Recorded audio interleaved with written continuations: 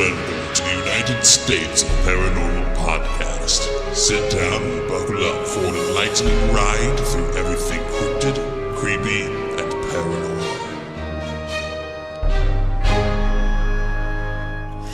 Hello, all of my paranormal freaks out there. It is I, Golden J, hanging out here with the ladies of paranormal. I got the Rocker Chic and Jennifer. Jennifer. Yes. We're going to get her a kick-ass podcasting name. Not sure what it's going to be just yet, but we're going to come up with something. Yeah. I used to be JP, but now I'm J-Dub. J-Dub. J-Dub. Oh, I like it. We got J-Dub. I like that. Yeah. J-Dub. Write that down, because I will forget that. I'm going to write on this paper right here. J-Dub. So we got the Rocker Chick. We got J-Dub. Boom, ladies. Welcome to the United States of Paranormal and Team Boosiers. So happy you guys are here. How's your week been so far? Wonderful. Yeah? Well, she's been on vacation. Yeah. Some of us have to work, and yeah, it's been kind of shitty, but hey, it's almost over. We're running close. I like to call this Friday Eve. Thirsty Thursday. Thirsty Thursday. Maybe that's what we need. We need some drinks to loosen up a little bit? Yeah. You feeling? Yeah. You're not feeling real loose tonight? Not feeling just not at all. Hanging out here at the Golden Mojo Entertainment Complex. She's starving Marvin. I know. If somebody would feed her. Well, you know, she does work until she didn't get home till 5 o'clock. We started recording at 6. Thank God she showered because she stinks. And I wore my ugly Christmas sweater today, so yeah, that was smelled a little funky from sitting for 3 years in the closet. So It's true. Plus, I had the fiberglass smell. Yeah, you add that together, that's not real pleasant. For those that don't know, we are recording this pre-Christmas. This episode comes out late January. Merry Christmas. Merry Christmas. Hope you guys had a great Christmas. Hope it was a happy new year. Well, let's just talk about it. You guys got big plans for New Year's? I know what your plans are. No. J-Dub, what you got? I'll probably be in bed before the ball drops. I'm old. We'll be in bed 20 minutes after the ball drops. Well, we still have to drive home. Well, it depends on how much I have to drink, so we'll see. I'm be at home, though, probably. We will go visit Scotty T's place for New Year's like we have the past few years. A big group of us get together.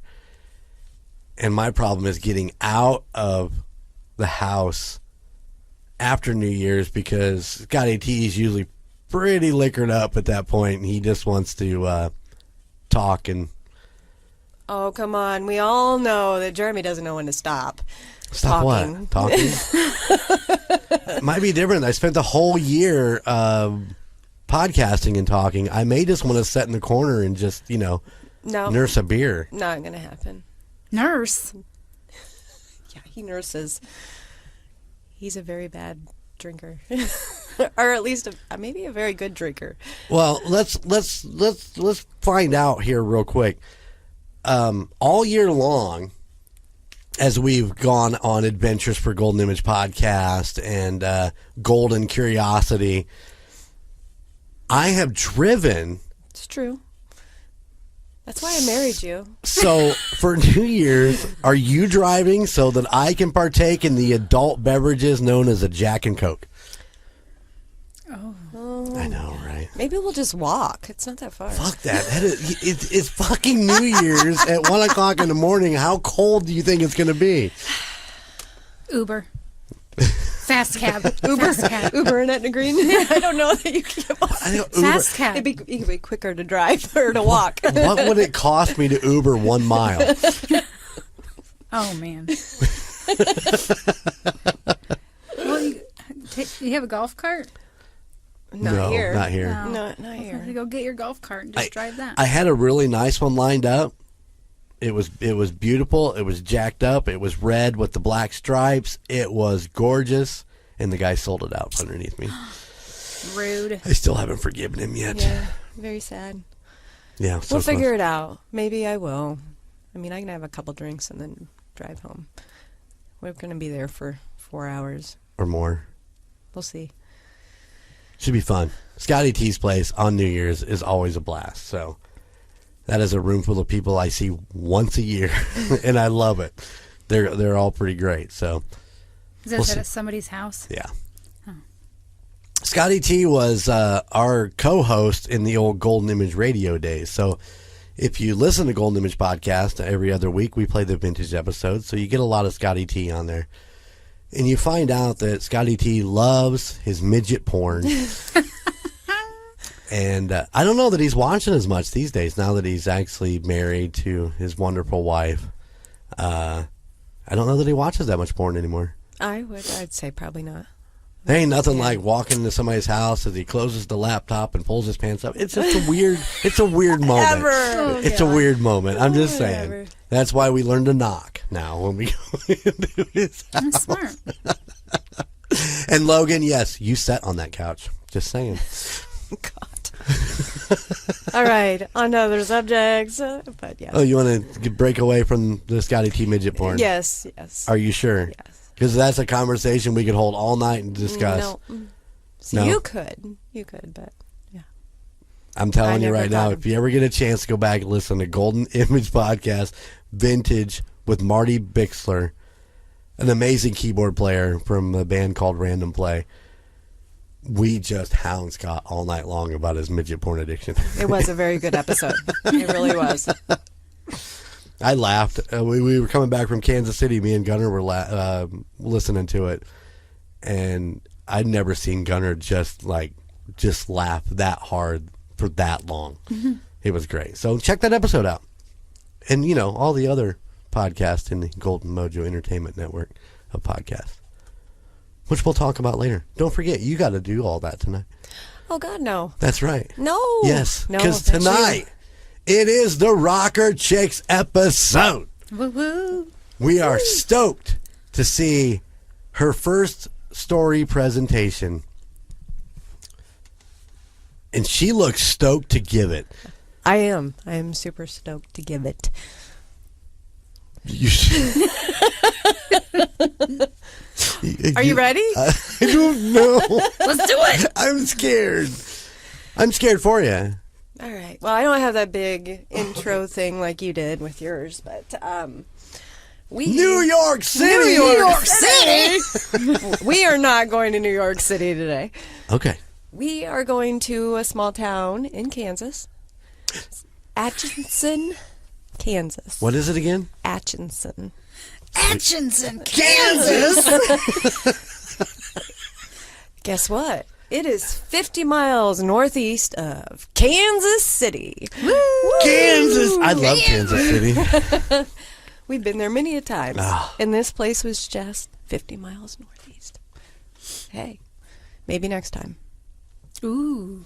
Do you Because- think that we could talk Phil into going there? Probably not. I don't know. Probably could talk Karen into it. Really? I don't know, because Karen is into the paranormal, I think.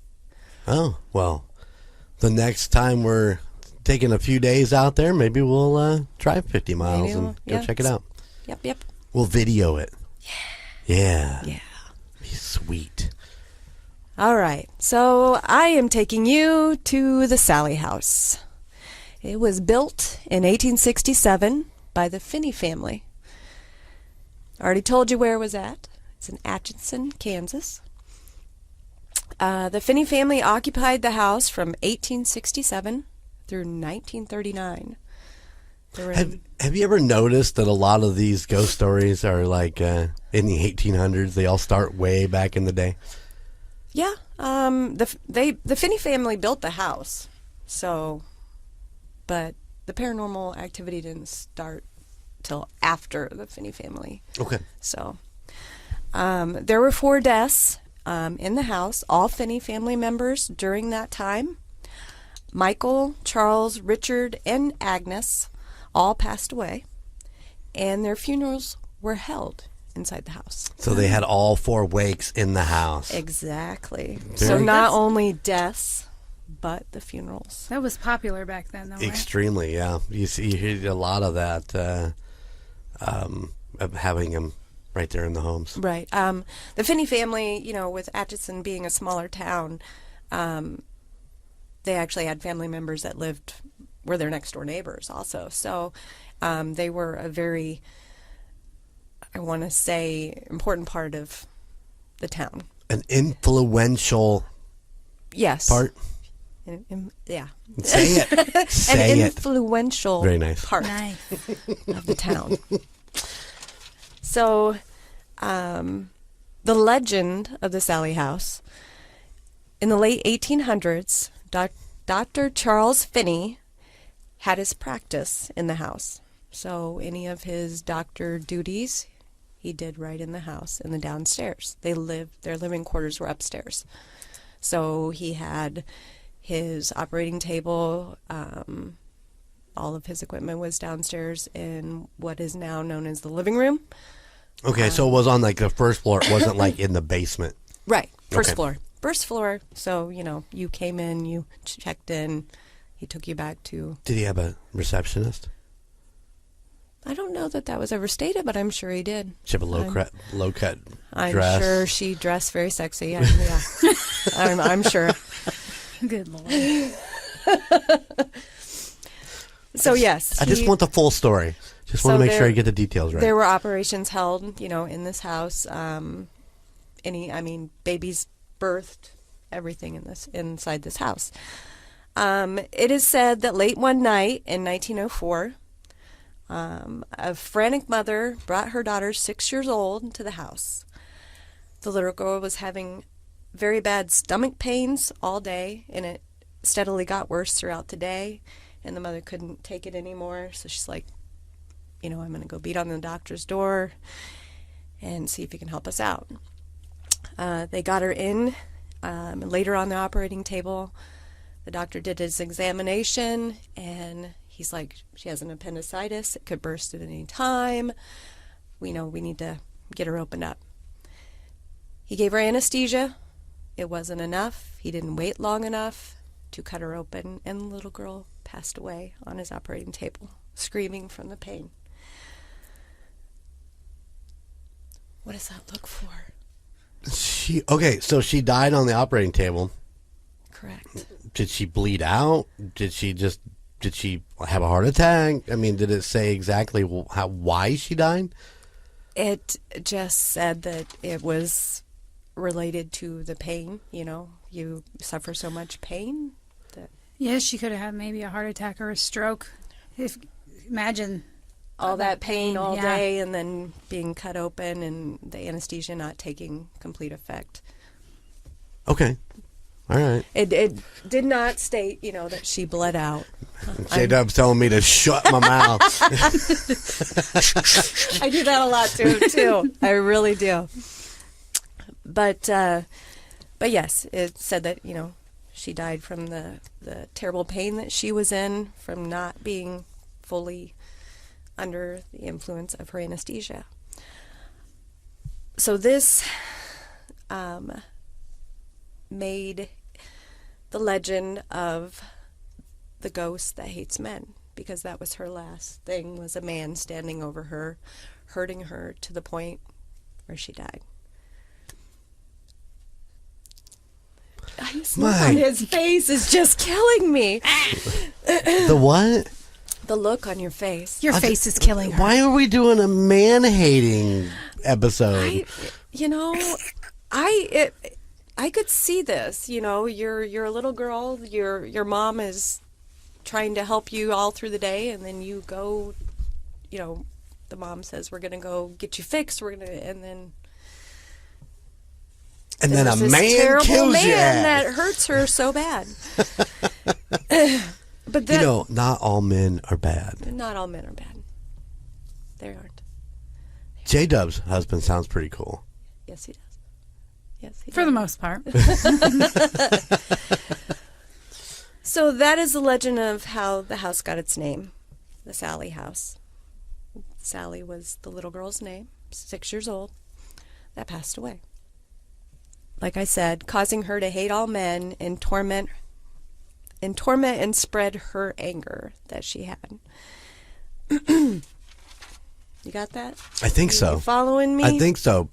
Is that like she just, when you get into the house, all women now hate men because she just kind of projects that feeling on them? We'll get to that. I knew we would. That's just why I should shut the fuck up. Yeah, shut it. We would no, that's fine. No, that is fine. But just so you know, there is no, I call it a legend because there is no actual paperwork saying that this little girl died there, but saying that the Finney family was a very prominent part of this town, and him being a doctor, was it covered up? Oh, yeah. Bad things happen because less than 2 years later, Dr. Charles Finney became the mayor of Atchison. Yeah, he did. So you would think if, a bad practice, that wouldn't happen. So was it covered up? Maybe. Well, can I ask you a question? Sure.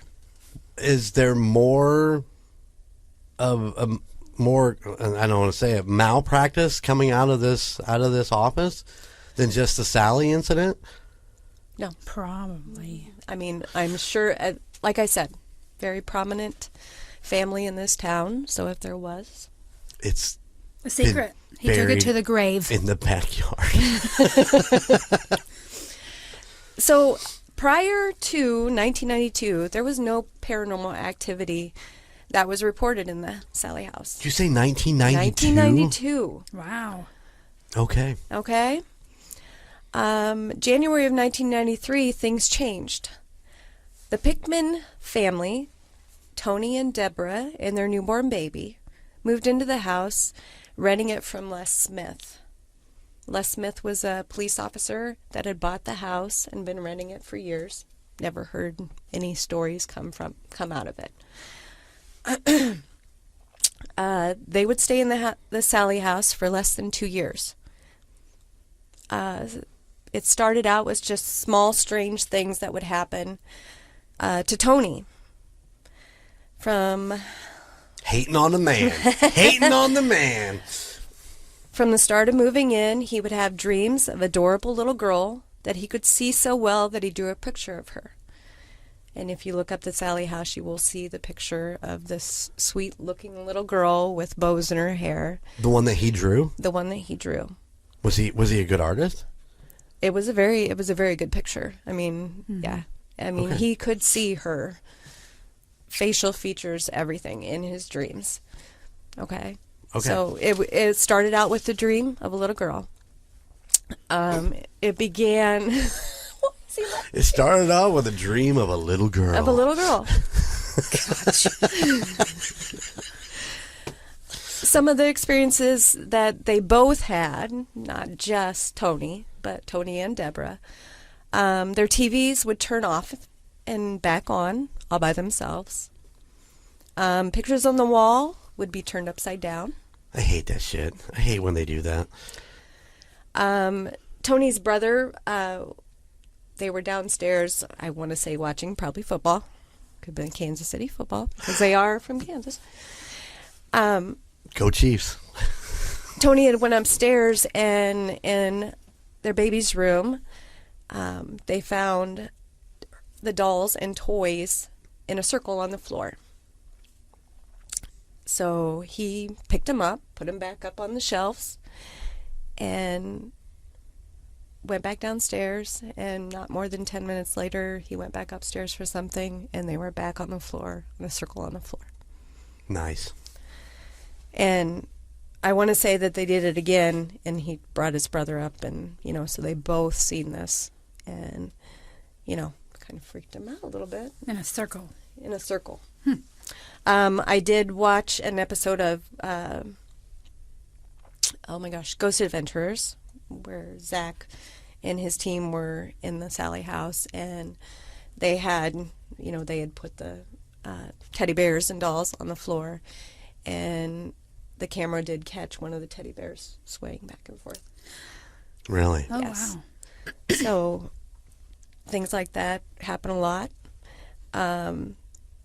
small fires would erupt.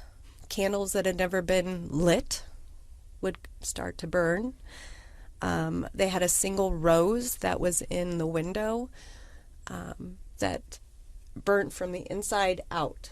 Like it was ashes on the inside, but the petals were not burned on the outside. Really? And also a teddy bear burst into flames. Oh, wow. They also had a strange thing, and I didn't actually catch this while I was researching, but they say that in Tony and Debra wrote a book about their experiences, but they had what they called spirit cats that would actually... What? Did you say cats? Cats. That they would fill them, rub against their legs. Weird. And that kind of brings about the portal theory that people have with the house, that many things from the outside that have died are coming into the house. Cats. Cats. I think that would probably freak me out. Yeah. I'm not a big cat person. But even Debra experienced the cats rubbing against her. Spirit cats. So with as many experiences as they were having, Barbara Connor was a psychic friend of the family, so Tony and Debra asked them to come to the house just to see if she could feel anything. And she was the one to give the name to Sallie, the picture that Tony had drew. So she looked at the picture and she knew right away that that was Sallie. Yes. Okay. So she gave the name Sallie to the little girl in the picture and told them the story of what she saw happening, which was the story of the late night with the mother bringing the daughter in. So this was Barbara Connor, told them the story. And she also said that is why Tony was the main one being affected. And she said that the little girl did not like men because that's how, she thought she died, was because, the man, Charles Finney, killed her. The man. The man. The man. The bad man. Man. There was also How old was Sallie again one more time? 6 years old. 6 years old. 6 okay. years old. So yes. So Barbara Connor is definitely, the one that started the legend of Sallie. And what year was that she was there? so they were... It wasn't much. You're making me turn my pages. It would have been early 1993 when she was there. Okay. So they hadn't been a lot of this stuff happened suddenly, and once they moved in, and then the stuff. So I mean, that ball rolled out pretty quick with them getting a hold of her. Correct. Because I think it was less than a couple months when they were living in the house that they got a hold of her to come. And after that, things started to get worse for Tony after bringing in the psychic. Oh. Done pissed off Sallie. Yeah, he would be scratched till he would bleed. Every day this would happen. I mean, he would close on everything, and he would feel a burning sensation and would have a scratch. He was physically pushed out of rooms and almost pushed off of the balcony of the upstairs. Damn. How strong was this little 6-year-old girl?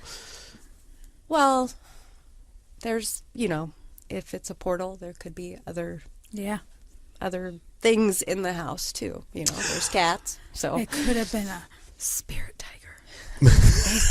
Or a spirit bear. Well, they don't have. Yeah. Yeah.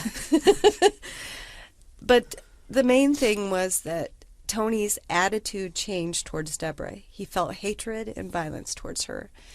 And he felt like he could hurt her at any moment. So, like I said, the couple stayed in the house for almost 2 years until they could no longer take it. They had the television show Sightings come in not too long after they had the psychic come in. And And Sightings was there for almost a year filming everything that happened to Tony. So they lived with them for They that were time? in another house for almost a year. And like I said, I really wanted to see the episodes of Sightings that they filmed, but I could not find it anywhere to see this. Tony and Debra did write a book. Is that the Sallie House hauntings? Does it say Tony and I don't know. I'm gonna look at the. Debra Pickman? Debra Pickman. Yes. Okay, so Yep. yes, that would be the I book was they looking wrote. for the picture that he drew. That's what I'm looking up. I can't find it. It's a very good picture. Mm-hmm. So they ended up leaving the house after Sightings had wrapped, and Tony saw his first apparition of the little girl, and he was done. He was like, I can't be in this house anymore. And like I said, his feelings of hatred towards his wife got to the point where he couldn't control it anymore. So he said, we're out. So the owner of the house, Les Smith, knowing of the paranormal activity after, giving them the okay to bring in the Sightings group to film and all that, and after Tony and Debra moved out of the house, he was doing some renovating, and he claimed to find a pentagram drawn on the basement floor. Was it underneath something? It looked like it was burned, like somebody had tried to cover it up. But yes, there was something like another floor had been put over the so it's cement. And he figured it was one of his previous renters that could have been a satanic worshiper and opened a portal.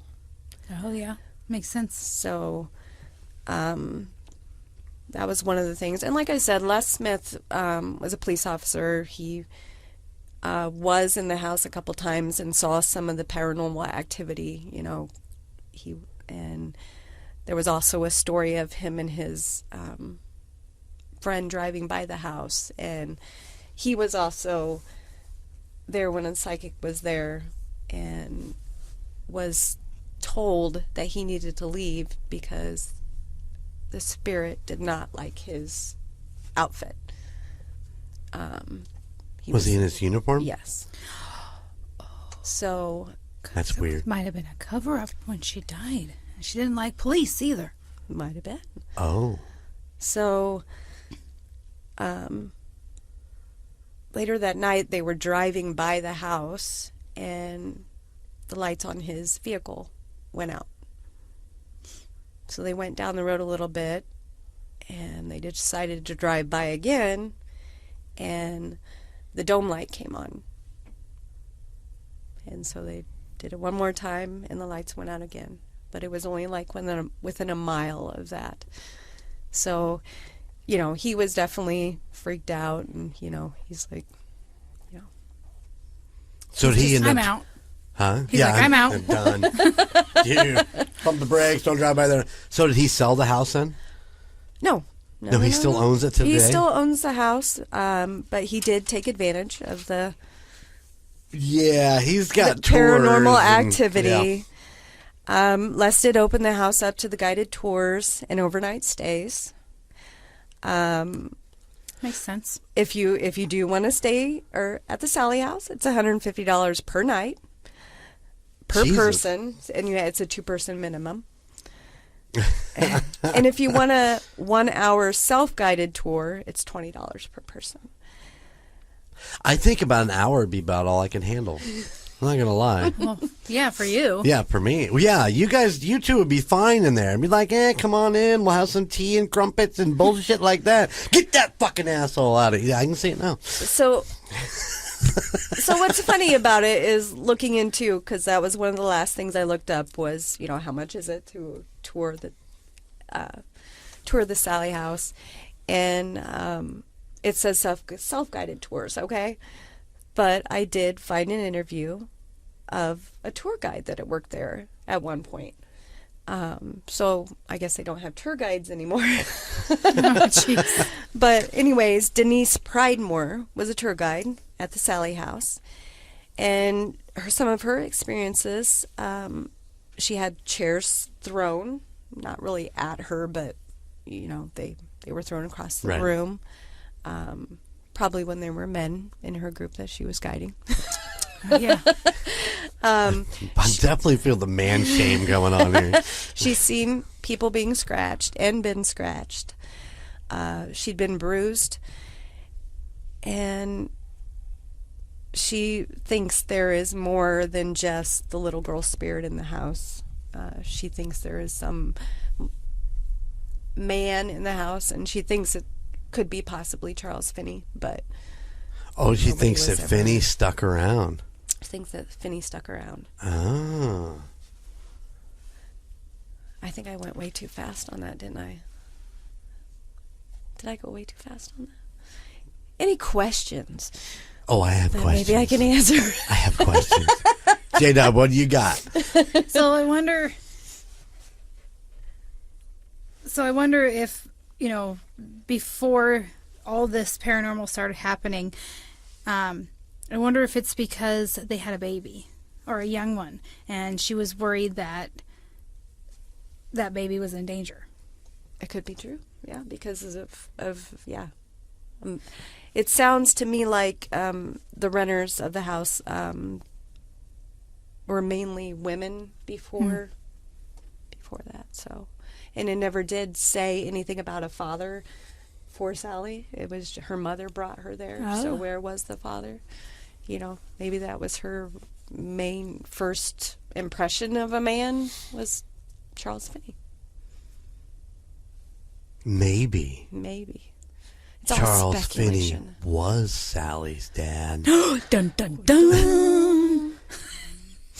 And that was his opportunity To get rid of it. to get rid of his ill... His love child. Oh my goodness. Think about that one for a minute. Think about it. Because, like I said, it is a legend, so the story could change. I'm totally rewriting this legend. Hold on. Grab your bonnets and your bootstraps. We're going back to the 1800s and rewriting this mother.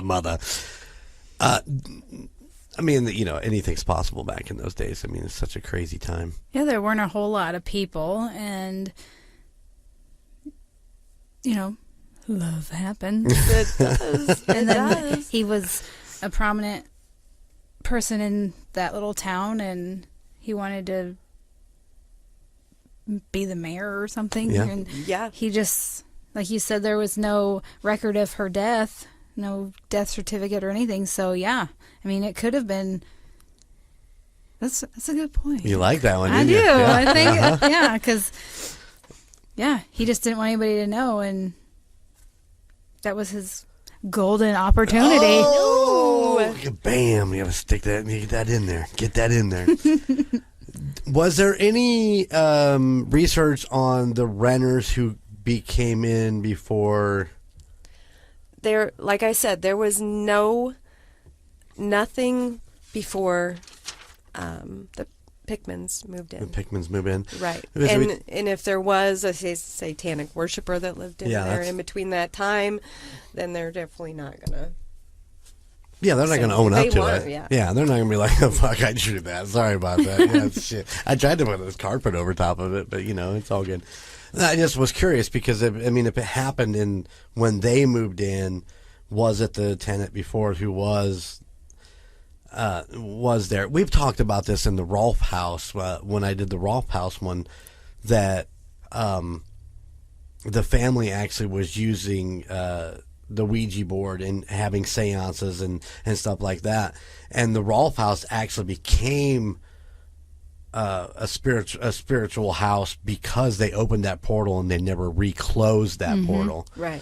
So basically it's just an open door for whatever wants to come in and come out. I truly believe that, a 6-year-old girl's not going to try to push a grown. Paranormal is totally different than, real life, but I mean, she could be super strong or whatever, but you manipulate. But I would think that it would be a bigger, stronger demon that was trying to push him off the balcony that you talked about. So, well, and I think that, just researching it and stuff, I do think that, there is some sort of male entity there that, was pushing him to be more angry and, where he was wanting to, to harm his family. Yeah. I wonder, like, it was Charles, right? The doctor? Mm-hmm. I wonder if it was Charles all along and Sallie was trying to warn them. It could be. It could be, because You never know. You never know. We'll never know. Well, okay, let's. So we talked about the cat. We talked about the cat, the ghost cat or whatever. Mm-hmm. What if it wasn't a cat? Maybe. What if it was Sallie that was tugging on their legs or clothing, and trying to get their attention to let them know that they needed to leave and get Charles out. Could have been an angry man. There's no angry man. But yes, there were reports, there have been a lot of people going in to investigate, and a lot of, amateurs going in, doing the overnight stays and recording these things. And there have been different spirits that, names thrown out there. Right. From all the different investigators. And so I think the portal part of it is more prominent than just being Sallie's spirit or even Charles's spirit in the house. Yes. I think that that's probably a very good assumption. Especially since, like you said, they found the pentagram in there, which means that somebody was playing with fire and probably did not close what they opened. So right. I can totally see that. I mean, we've run across that in many different stories that we told where, like I said, Rolf House was one of those where they opened it. And so, yeah, I'm with you on that for sure. Well, it's like people that are like satanic worshipers. When they open something, they don't want to close it. Right. And then you get people like Joe Schmo that plays with a Ouija board because he thinks it's fun, and then it's left open that way, and they didn't mean to. It was an accident. Yeah. Right. Yeah. I don't like the Ouija boards, but I wonder if Amy Allen from the Dead Files, I want to say she was there, but I can't remember if she had been there. I started to watch an episode that her picture was on,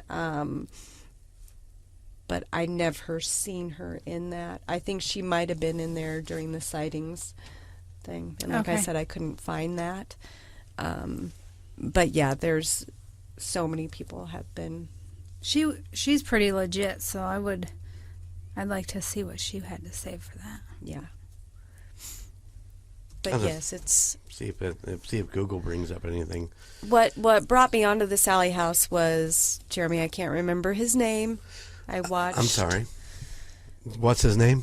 The bigger guy, the Heartland. Oh, Paranormal in Heartland. Smiley, Sully, Steve. Crap. You know what I'm talking about. Terror in the Heartland, something. I can't remember. I think you and me had talked about him. He actually goes in and helps. Like, he'll go into a house, and he will help the people instead of just leaving. I can't think of his name. But anyways, it's driving me nuts now. I'm sorry. I know, I'm like, who is what was the name of the show again? Paranormal in the Heartland or something like that. Is that right? You're gonna make me type all that out. I am so sorry. Good thing I know how to spell paranormal really well. But anyways, he was in a house nearby investigating and went to the Sallie House just to check it out, and he said that he did not want to go back in the house. he felt that much hatred in the house. And Shipley, Steve yeah. Shippy, yes. Shippy. Yeah, I had to look it up. I was very close. Come on, I was not too far I was off. like, wait, I don't know. Is that the picture? Is the Okay, picture. that is the one that I found on That here. is the picture of Sallie. That's the one that he drew. That's the one that he drew. That's the little girl he saw in his dream, and the little girl he saw right before he decided to leave the house. Okay. When we actually, when this episode comes out, we'll make sure that picture that is on the picture socials. Yeah. Yes, please On do. the social And media. there's tons of pictures of Tony and Debra. Debra out there. Right on. Yeah, but, Cool. But yeah, I just thought it was a very interesting story, and if people want to go deeper into it, they can get their book, and there's tons of YouTube videos and all sorts of things. Or you could just go to Atchison and Visit yourself. Take $20 a bucks. self-guided tour. $20 $20 can get you there. Or you could stay overnight. Or yeah, Or not. stay overnight. Or not. Listen, I'd go. You know what? I would go with you guys for the 1 hour tour. I'd pay the $20 to go for the 1 hour tour. I don't want to stay the night because I'm a guy, and we know what happens there. You know what I'm saying? I gotta find the sightings for you. There was no place to watch it. There's gotta be a place. You would to think watch that it. they would want that plastered all over the internet for views and stuff. You would think so, but Rude. I could not find it. Bow Bridges, isn't it? What am I looking at? Porn. That's I am probably looking at porn. You're probably I don't- actually looking at the drama sightings or whatever. It's yeah. This looks like a 1 hour and 33-minute movie. I don't think that's No, what I want. This is actually a paranormal TV show, kind of like the one that they did for you. Oh, like a haunting? Yeah.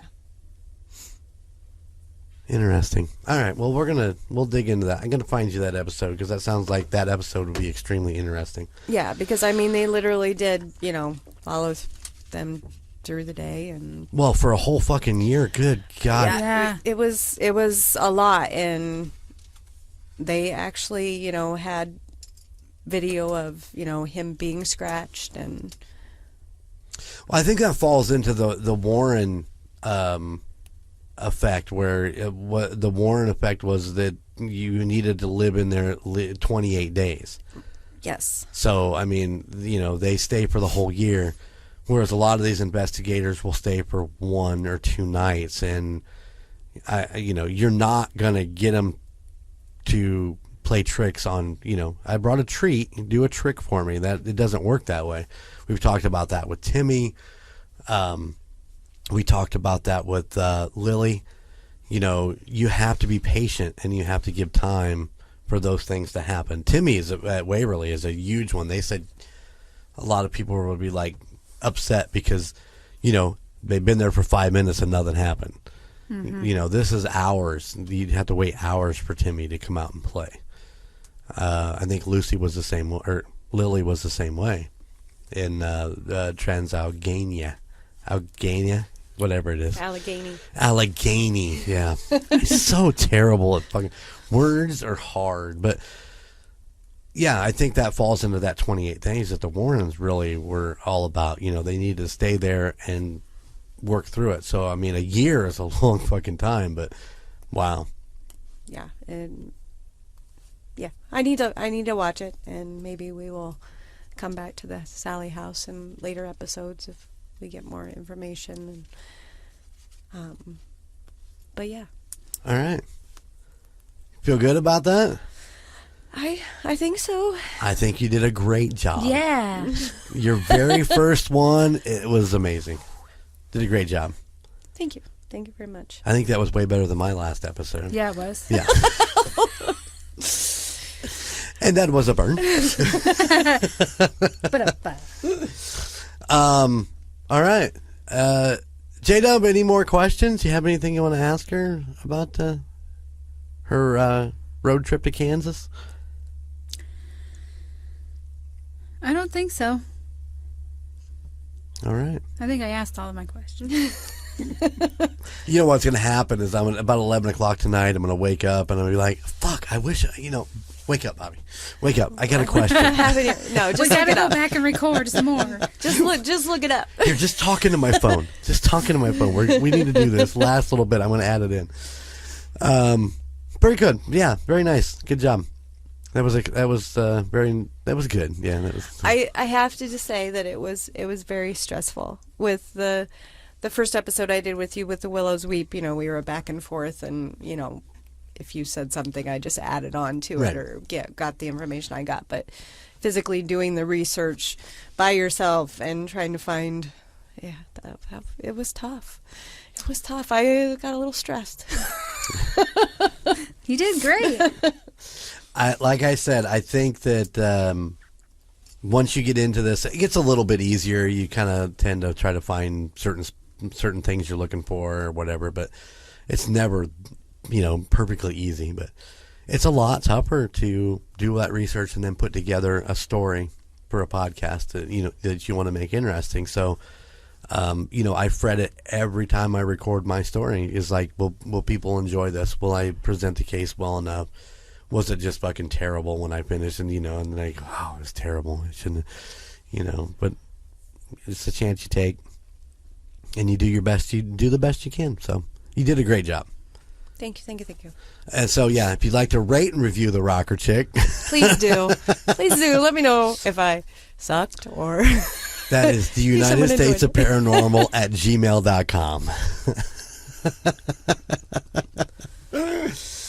All right. Yeah, so check us out on Facebook, facebook.com/the United States of Paranormal, or you can find us at our very own website, theunitedstatesofparanormal.com, where you can find all of our merch, nice, really kick-ass T-shirts and stuff like that. Also, I think the pint glasses are still at the merch mausoleum, so all that stuff will be in the podcast notes, so you can go check that out.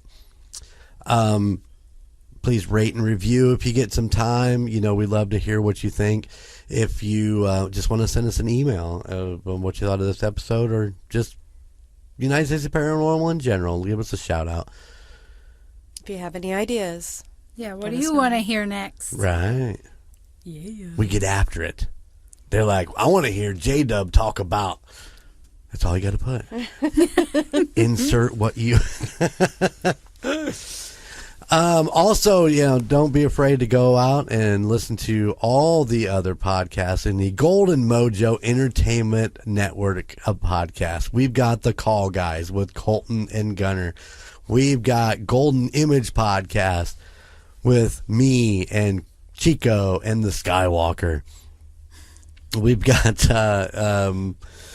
damn, that's why I go through the week here. Hold on. We've got Thursday, we have Indiana Chiefs fans, Golden Jay, Chico, and the Chief. And of course, Fridays is all about true crime with the Murd Nerds. And hopefully, by the time this episode airs, the newest member of the Golden Mojo Entertainment family, A Court of Books and Booze, will be actually streaming. So keep your fingers crossed. Looking forward to that one coming out. That is with the Skywalker, Jess and Amanda. Basically, it's just a book club. That is as basic as I can tell you. They're going to go in depth into these books. So I've done a couple sneak peeks. It's so far so good. It's looking good. So we're ready to get that thing out and rolling. So Very cool. So hopefully by the time this airs, that'll be actually out. So looking forward to that.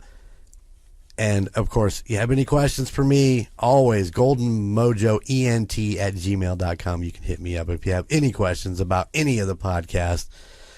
Or, like I said, if you have questions for tusop, the United States of Paranormal @gmail.com. All right. Boom. Chico does it so much better than I do. He's got it down. He does. Seems like, He does it 3 times a week.